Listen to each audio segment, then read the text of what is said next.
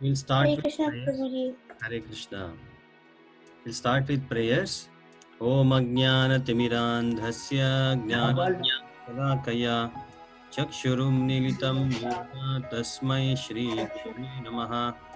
Nama Om Vishnu Padaya Krishna Presthaya Bhutale Shrimate Bhakti Vedanta Swamin Niti Namine Namaste Saraswate Deve Gauravani Pracharine Nirvishesha Shunyavadi Paschatya Deshatarine Jai Shri Krishna Chaitanya Prabhu Nityananda Shri Advaita Gadadhara Shrivasadi Gaura Bhakta Vrinda Hare Krishna Krishna Krishna Hare Hare Hare Rama Rama Rama Hare Hare.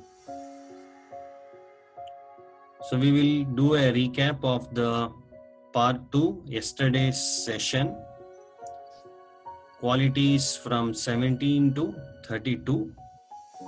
This presentation is dedicated to His Divine Grace Abhay Channarvinda Bhaktivedanta Swami Srila Prabhupada.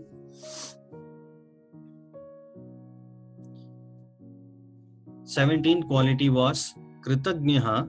He is grateful for all the services rendered by the devotees. He is always grateful.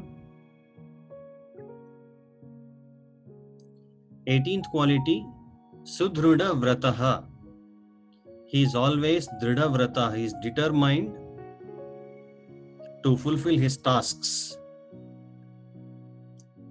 19. Desha Kala Supatragnaha.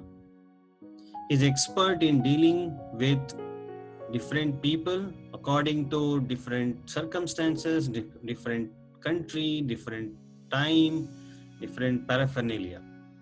He is an expert judge of different situations, how to deal with the situation. 20.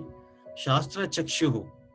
He is expert in dealing with authoritative scriptures.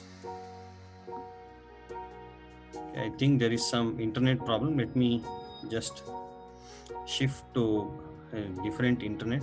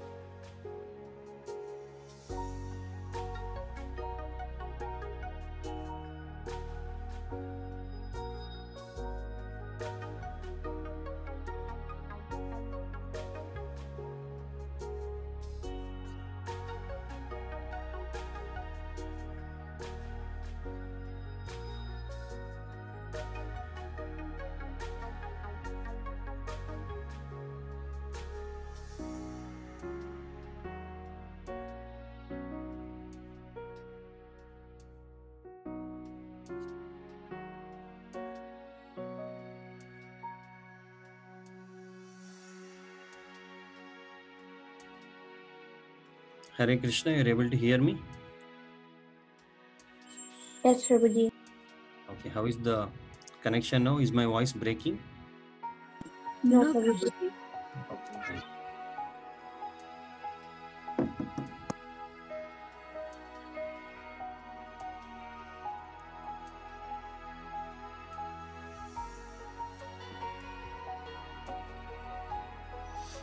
Shastra Chakshuhu, quality number 20, he is expert in implementing the authoritative scriptures and act exactly according to the tenets of the Vedas. 21. Shuchihi, he is pure. Both kinds of purity exist in Krishna. He can deliver sinful people and he does not do anything which is impure, anything which is material. 22. Vashi, he is fully self-controlled and he can control his own senses, he can control others' senses. 23. Sthiraha, he is steadfast. He continues to work until the desired goal is achieved. 24. Dantaha. He is forbearing, he has highest tolerable capacity. He may tolerate some things for some time, but he can tolerate unlimitedly for unlimited time. And there is no trouble in this world which will bother him. 25. Kshama Shilaha. And the quality of forgiveness what Krishna has, nobody can even equal that. The offenses which are committed unto him, he can tolerate unlimitedly. That's how he has been tolerating all the conditioned souls in the material world for time immemorial. 26. Gambhiraha. His behavior is very grave and his plan of action, his activity is very difficult to understand. 27. Atma Rama. Self-satisfied. He is satisfied in himself. He does not require any external trigger, external stimulus to satisfy himself. He is completely self-satisfied. Samaha. He treats everyone equally. He has no attachment to something. He is not envious of something else. He possesses that equilibrium. 29. Vadanyaya. Vadanyaha. Magnanimous. He is the most charitably disposed personality, most magnanimous personality. 30. Dharmikaha. He is the most religious person and he upholds all the tenets of Vedic practices, religious practices which are enjoined in the Shastras, and at the same time teaches people how to be religiously inclined. 31. Neta. He is heroic. His heroic activities are so wonderful that he is very enthusiastic in using military weapons and releasing all those weapons perfectly in all his military activities. 32. Karunaha. He is the most compassionate personality. He cannot bear other living entities' distress. He is so compassionate. So today we will be touching upon the rest of the third portion of 16 qualities. So we are going to the third portion dedicated to Srila Prabhupada. 33. Manya Manakrit. He is respectful to the respectable. Who are the respectable people in the society? They are spiritual master, Brahmanas who are teaching Vedic literatures to the common public, spiritual master who initiates the disciples in the spiritual progressive path, and elderly people.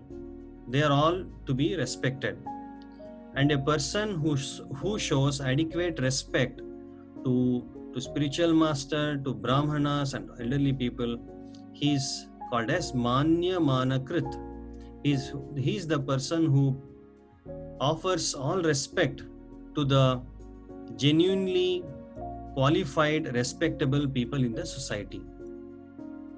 Whenever superior persons were gathering before Krishna, were assembling before Krishna, whoever is superior to Krishna in terms of his age, in terms of consciousness, in terms of practicing religiosity, in terms of practicing spirituality, in terms of knowledge, even though Krishna is number one in everything, but when he appeared as resembling the human beings, he taught that everybody who is respectable should be offered all respect. So he first of all offered respect to his spiritual master, then to his father, then to his elder brother Balramji. In this way, Lord Krishna, he was completely happy and pure in heart in all of his dealings. He was not feeling awkward that I am paying respect to so many people around me. No, he was Manya Manakrit. From heart, he used to pay respect to all his superiors. 34. Vinayi. He is very humble, very gentle in dealing with people. Any person who neither becomes impudent nor exhibits a puffed up nature is called gentle or humble. The example of Krishna's gentle behavior was manifested when he was coming to the arena of Rajasuya sacrifice, which was arranged by Maharaj Yudhishthira. Maharaj Yudhishthira knew that Krishna was the Supreme Personality of Godhead, and that is how, knowing Krishna's position, Maharaj Yudhishthira was trying to get down from his own chariot to receive Krishna, the Supreme Personality of Godhead. But before Yudhishthira could get down, Lord Krishna got down from his own chariot, and Krishna fell at the feet of King Yudhishthira. So that is the nature of Krishna. Krishna knows that Yudhishthira Maharaj is elder to me, and Yudhishthira Maharaj knows he is the Supreme Personality of Godhead. Even though Krishna is the Supreme Personality of Godhead, he never forgets to show social etiquettes in his dealings. So that is his gentle behavior, humble behavior. Just by hearing Krishna's nature, our heart gets purified, and we also start developing all these good qualities. 35th, Dakshinaha. He is very liberal. Any person who is by his natural behavior is very mild, is very soft, he is called as very liberal. There is a statement by Uddhava after the plundering of Shamantaka jewel. He confirms that Krishna is so kind and so favorable that if a person who is serving Krishna is accused even of great offenses, Krishna does not take this into consideration. He simply considers the service that is rendered by his devotee. Even somebody who is not a devotee, like Putana, who comes to kill Krishna, he sees the good in them, that Putana came to serve him as his mother by giving milk to Krishna. So he saw that good thing in them and forgot the offense of having the intention to kill Krishna. So he's Dakshinaha, he's very liberal. 36. Hriman. He is very shy. A person who sometimes exhibits humility and bashfulness is called shy. We can see in this world there are male members and female members. The bodily differences we find in the human beings, as we call as a male or a female, it is the psychophysical differences. There is a physical construction of the body, there is a psychological construction of the body. So whether it is a male or a female, some qualities are specific to male members, some qualities are specific to female members in this material world. Krishna has all those qualities in them. Whether it is pertaining to a male or a female in the material world, Krishna is the reservoir of all those pleasures. And those qualities are distributed here in the material world among male and female. And he expands himself into as Srimati Radharani, and she's the repository of all those feminine qualities. As it is described in Lalita Madhava, Krishna's shyness was manifested when he lifted Govardhana hill by his tiny little finger of his left hand. All the gopis who are observing Krishna's wonderful achievement of lifting Govardhana hill, as they were watching that, Krishna was also smiling by seeing the gopis. When Krishna's glance went over the gopis, his hand began to shake, and upon seeing his hand shake, all of the cowherd men underneath the hill became a bit disturbed. Then there was a tumultuous roaring sound, and they all began to pray to Krishna for safety. At that time, Lord Balram, who was also smiling, thinking that these cowherd men had been frightened by the shaking of Govardhana hill. He felt like that.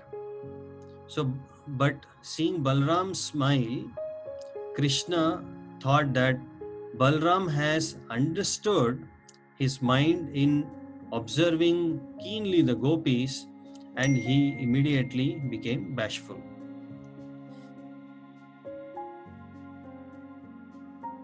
37. Sharanagata Palakaha. One who has taken Sharanagati of Krishna, one who is surrendered to Krishna, he is the Palakaha of all those who have taken shelter. So he is the protector of all the surrendered souls. And Krishna says in the Bhagavad Gita, Sarva Dharman Parityajya Mam Ekam Sharanam Raja. I alone will give you full protection. Please do not worry. Please do not have any doubt. Some enemy of Krishna's was enlivened with the thought that he need not create fear for Krishna, because if he simply surrendered to Krishna, Krishna would give him all protection. Krishna is sometimes compared to the moon, which does not hesitate to distribute its soothing rays even on the houses of unqualified chandalas and other untouchables. So Krishna's quality is, he asks those surrender souls not to fear. Whether he is an enemy of Krishna, whether he is a devotee of Krishna, somebody is simply surrendered to Krishna, Krishna will give him all protection. 38. Sukhi. He is always happy. You see always Krishna smiling. You can never see Krishna crying. Krishna is so sad. Krishna is sorrowful. Krishna is irritated. So all those qualities you never see. Krishna is always smiling. In any circumstances you find, you see Mahabharata serial sometimes, the actor is always smiling. He's supposed to smile because Krishna is always smiling. So any person who is always joyful, is untouched by any distress, is called really happy. We all say we are happy, we are good. So it is just it's just an exaggeration. We are actually not happy. Happiness is on a spiritual platform. As far as Krishna's enjoyment is concerned, it is stated that the ornaments which decorated the bodies of Krishna and his queens were even beyond the dreams of Kubera in the material world. Kubera is the treasurer of the heavenly kingdom. The ornaments which are decorating Krishna and the gopis were of different quality, which cannot be even found in the material world. The constant dancing before the doors of Krishna's palaces was not to be imagined even by the demigods in the heavenly kingdom. In the heavenly kingdom, Indra always has the luxury of seeing the dancing of the society girls. But even Indra could not imagine how beautiful were the dances being performed at the gates of Krishna's palaces in Dwarka. Gauri means white woman, and Lord Shiva's wife is called Gauri. We all know. The beautiful women residing within the palaces of Krishna were so whiter than even Gauri that they were compared to the moonshine and they were constantly visible to Krishna. Therefore, no one can be enjoying more than Krishna. The conception of enjoyment is beautiful women, ornaments, and riches, as explained in the Vedic literatures. And all of these were fabulously present in the palaces of Krishna. All these are explanations on a transcendental platform. We cannot imitate on the material platform. And these conception of enjoyment was defeating even the imagination of Kubera, Lord Indra, and Lord Shiva. Not even a slight distress can touch Krishna. So there is an incident. Once some of the gopis went to the place where the Brahmanas were performing sacrifices, yagnas, and they said to the wives of those Brahmanas, "Oh dear wives of the Brahmanas, you must know that not even a slight smell of distress can touch Krishna.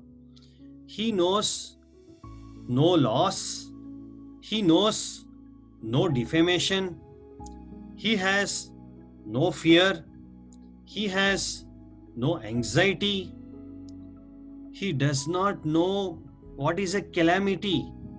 He is simply encircled by the dancers of Vraja and is enjoying their company in the Rasa dance." This is the statement made by the gopis to the wives of the Brahmanas.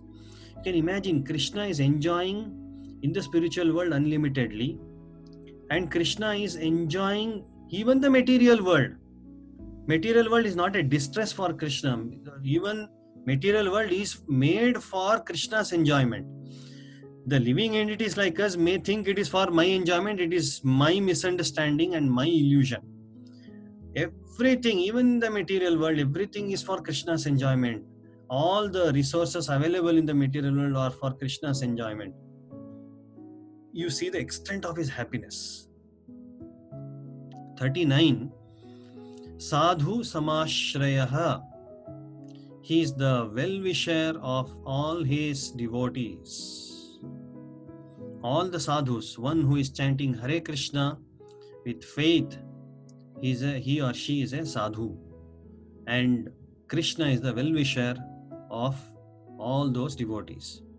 It is said that of Krishna's devotees, if they offer even a little water or a tulsi leaf in devotion to Lord Vishnu, then Lord Vishnu is so kind, he'll be ready to even sell himself to those devotees.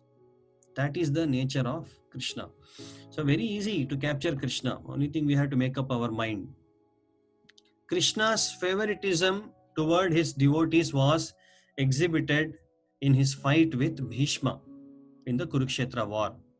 When grandfather Bhishma was lying at the point of death, on the deathbed of arrows, Krishna was present before him, and Bhishma was remembering how Krishna had been so kind to him on the battlefield. Krishna had promised that in the battlefield of Kurukshetra, he would not even touch a weapon to help any party, either Pandavas or Kauravas. He would just remain neutral. Although Krishna was Arjuna's charioteer, he promised that he would not help Arjuna using any weapons, only he will give him verbal guidance. But one day when Bhishma, in order to nullify Krishna's promise, it is the intimate exchange between his pure devotees, Bhishma and Krishna. Only they know what's happening. So Bhishma wants to ensure that Krishna will break his promise. So Bhishma, exhibited his fighting spirit so magnificently against Arjuna that Arjuna was almost, he has lost everything. He has just fallen down from the chariot, and last one arrow is going to kill Arjuna. That was the position, and it made Krishna to oblige to get down from his chariot. And Krishna took up a broken chariot wheel. He ran swiftly towards grandfather Bhishma like a lion running, chasing an elephant to kill that elephant. Grandfather Bhishma was satisfied, remembering this beautiful scene of Krishna. The explanation is given how Lord Krishna, while he was approaching Bhishma Dev with anger to kill him, his hair was scattered, it was full of dust, and Krishna was sweating, and Krishna was looking so beautiful, and Bhishma was completely absorbed in seeing Krishna's his particular rasa, that anger or fighting rasa, to come to Krishna. So grandfather Bhishma was remembering the scene. He later praised Krishna for his glorious favoritism to his devotee Arjuna, even at the risk of breaking his own promise. 40. Prema Vashyaha. Krishna is controlled only by love. We cannot bribe him with anything else. Krishna becomes obliged to the loving spirit of the devotee and not exactly to the particular kind of service which is rendered. Krishna is seeing the spirit within the devotee, in what spirit, with what intention, with what attitude the devotee is trying to serve Krishna. Krishna can immediately sense that, and if it is with pure love for Krishna, if it is genuine service attitude, then we can completely prema vashyaha, we can control Krishna by that love. No one can serve Krishna completely because he is always so complete. He is self-sufficient, he is Atma Rama. He doesn't need any external help to be sufficient or to be happy. He does not require any service from any devotee also. But it is the devotee's attitude of love and affection for Krishna which makes Krishna obliged. A very nice example of this obligatory behavior was manifested when Sudama Vipra, the Sudama Brahmana friend of Krishna, he went to see Krishna at his palace in Dwarka. Sudama Vipra, he had been a class friend of Krishna's during his school days, and due to the poverty-stricken condition, he was induced by his wife, was forced by his wife to go and see Krishna and ask him some help, some aid to relieve their distress of poverty. So when Sudama Vipra reached Krishna's palace, Krishna received him with utmost hospitality so well. Both Krishna and his wife received him, made him sit on the same bedstead where Krishna and his wife used to use, and washed his feet, offered him a lot of foodstuff. So Sudama Vipra was shown a lot of respect by Krishna. So remembering his loving affairs with Sudama in their childhood, Krishna began to shed tears while receiving Sudama Vipra. So this can capture Krishna's heart, only love and affection. 41. Sarva Shubham Karaha, all auspicious. Krishna, just remember Krishna's name, Krishna's activities, Krishna's pastimes, Krishna's dealings with other devotees, Krishna's instructions, anything related to Krishna is all auspicious, and that is the meaning of auspiciousness. In the material world, we say if you wear a particular jewel, astrologically it is required that your life will become more auspicious. Astrologers will give us a lot of suggestions. That is true, but that is on a material platform and it is of temporary nature. We want to be supremely, transcendentally, spiritually gain all auspiciousness. We have to wear Krishna's lotus feet. We have to have Krishna's lotus feet in our heart. So a person who is always engaged in auspicious welfare activities for everyone, which is giving Krishna consciousness to everyone, that is called all auspicious. So after the disappearance of Lord Krishna from this planet, Uddhava, his uncle, he began to remember the activities of Lord Krishna. Even remembering Lord Krishna is the example of understanding Krishna is present even in remembering of the devotee. So Uddhava said, Krishna satisfied all great sages by his wonderful pastimes. He demolished all of the demoniac activities of the cruel royal order. He protected all pious men. He killed all cruel fighters on the battlefield. Therefore, he is all auspicious for all men at all times. Pratapi, most powerful. A person who can always put his enemy into calamities is called powerful.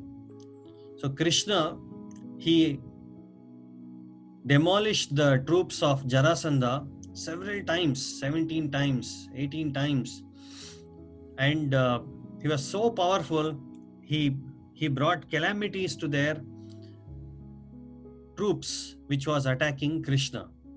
When Krishna was present on this planet, just as a powerful sun which drives away all darkness, he drove away all the enemies of Krishna who fled like owls to take shelter beyond the sight of Krishna. So he displayed all his powerful characteristics, fighting several times against the demons, enemies who attacked Krishna unlawfully and wanted to kill Krishna all the time. 43. Kirtiman, always famous. He's all famous at any point of time, in any yuga, any universe, any planet. Krishna is famous. A person who becomes well known due to his spotless character is called famous. Somebody may be famous because of a wrong behavior. That is not really called famous. It is called as infamous. But Krishna, due to his spotless character, he became famous. It is stated that the diffusion of Krishna's fame is compared like the moonshine, which turns darkness into light. In other words, if Krishna consciousness is preached all over the world, the darkness of ignorance and the anxiety of material existence will turn into the whiteness of purity. It will turn into peacefulness and prosperity. When great sage Narada was chanting the glories of the Lord, the bluish line on the neck of Lord Shiva, he is called as Nilakantha, it got disappeared.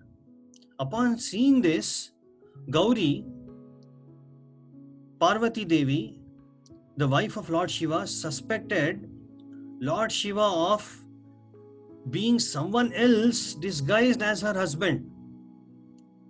And out of fear, she immediately ran away. She immediately left the company of Lord Shiva. Upon hearing the chanting of Krishna's name, so this is the effect. Upon hearing the chanting of Krishna's name, Lord Balaram saw that his dress, which was blue in color, became white. Although he was generally accustomed to a bluish dress.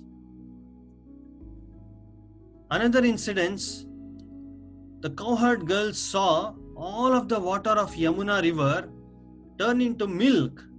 So they began to churn it into butter. In other words, the spreading of Krishna consciousness, spreading of Krishna's name or the glories of Krishna, everything will become like white and pure. So he is all famous. 44. Rakta Lokaha, he is very popular. A person who is very dear to people in general, like Lord Rama, he was so dear, he was so famous, and Krishna also was so famous. Nobody wanted Krishna to leave either Mathura or Dwarka or Vrindavan. Wherever he was, people want him to stay there permanently. He was so popular. And for Krishna's popularity, there is a statement in Bhagavatam that deals with his returning home from the capital of Hastinapura. While he had been absent from Dwarka at the battle of Kurukshetra, all the citizens of Dwarka had become very morose. Then when he returned, the citizens joyfully received him and said, "Dear Lord, while you were absent from the city, we passed our days in the darkness of night. As in the darkness of night, every moment appears to be a very long duration of time. So while you are gone, every moment appeared to us like millions of years. It was very difficult to digest and to pass time. Your separation is completely unbearable to us."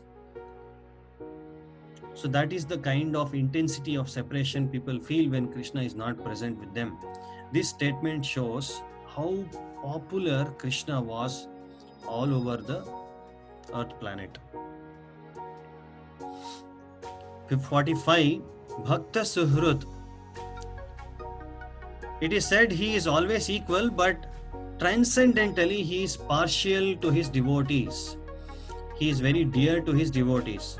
Although Krishna, we say that he is not partial to anyone, it is stated in the Bhagavad Gita that he has special attraction for a devotee who worships his name in love and affection. When Krishna was on this planet, one devotee expressed his feeling in this way. He said, "My dear Lord, if you had not appeared on this planet, then the asuras, the demons and atheists would have surely created havoc against the activities of the devotees. They would have attacked the devotees several times. I cannot imagine the magnitude of such devastation which is prevented by your divine presence." From the very beginning of the appearance of Krishna, Krishna was the greatest enemy of all demoniac people.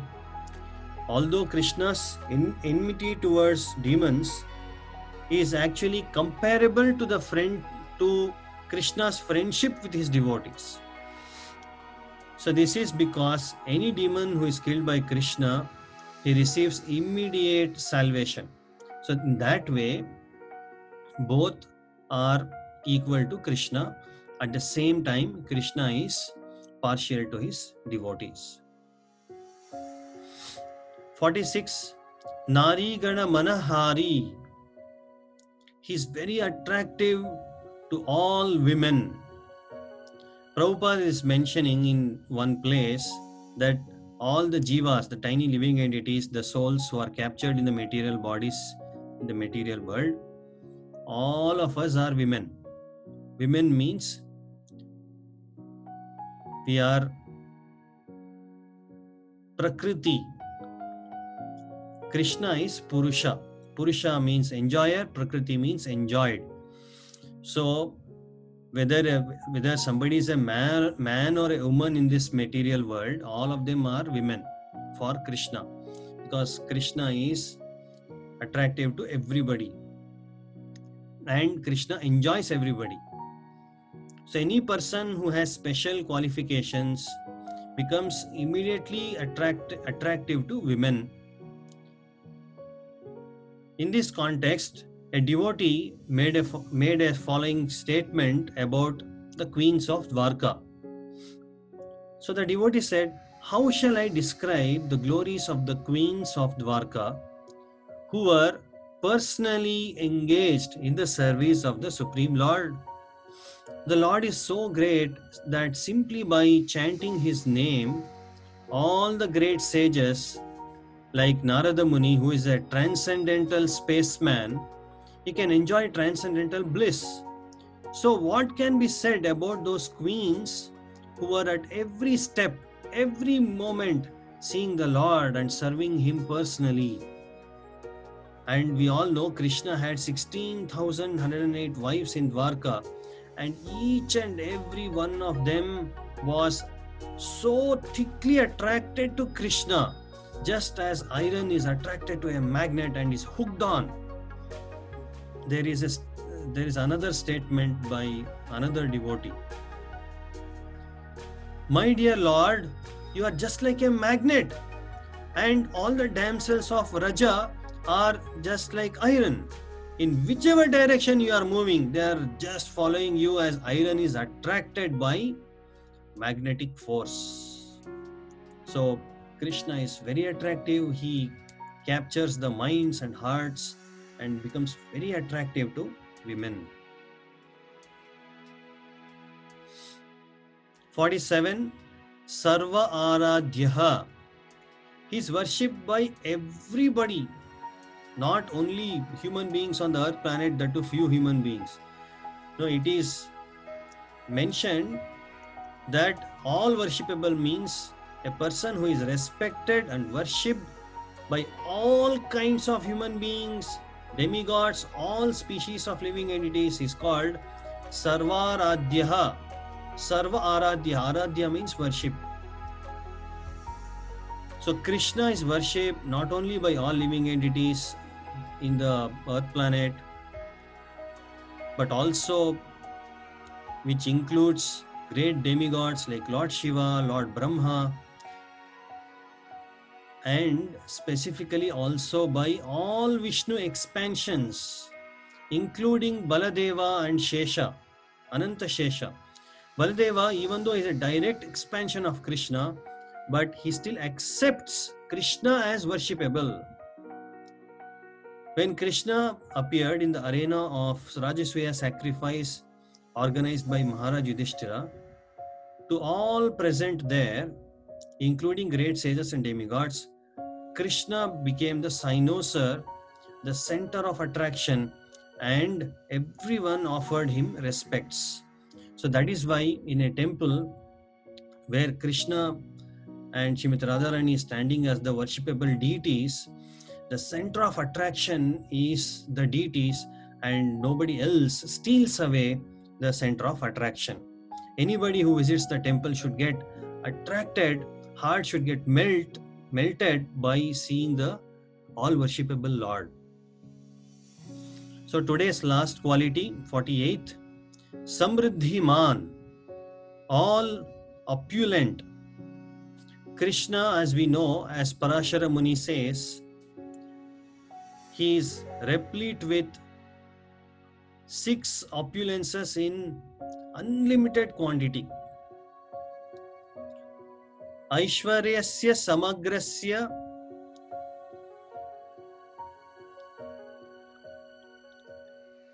strength, wealth, fame, beauty, knowledge and renunciation. Aishwaryasya samagrasya viryasya yashasha shriyah jnana vairagyayoschaiva sannam bhaga itingana. So this is the definition of God, who is complete with unlimited opulences in unlimited quantity. So when Krishna was present in Dwarka, his family, which is known as the Yadu, famous Yadu dynasty, it consisted of 560 million members. And all of these family members were very obedient, very faithful to Krishna.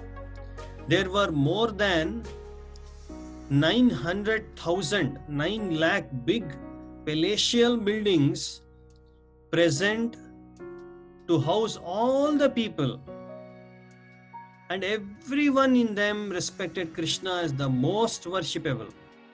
Devotees were astonished to see the opulence of Krishna, and this was verified by an Acharya, Bilva Mangala Thakura, when in his book called Krishna Karnamrita, he addressed Krishna like this: My dear Lord, what can I say about the opulence of your Vrindavana? Simply the ornaments on the legs of the damsels of Vrindavana are more than even Chintamani, the touchstones in the spiritual world, and their dresses are as good as heavenly Parijata flowers. The cows exactly resemble the Surabhi cows in the transcendental abode. Therefore, your opulence is just like an ocean that no one can measure. So everything related to Krishna and his Krishna's devotees are extraordinary. We cannot even conceive from our tiny brain. Only whatever is revealed, we can appreciate, we can meditate, remember, memorize, and disclose this to others, and relish this by again and again hearing. So with this, today's session we will close, and hope all of us are getting the mercy of the Lord by remembering his transcendental qualities. And tomorrow will be the last day for the last 16 transcendental qualities, and day after tomorrow, Friday, we'll have a quiz.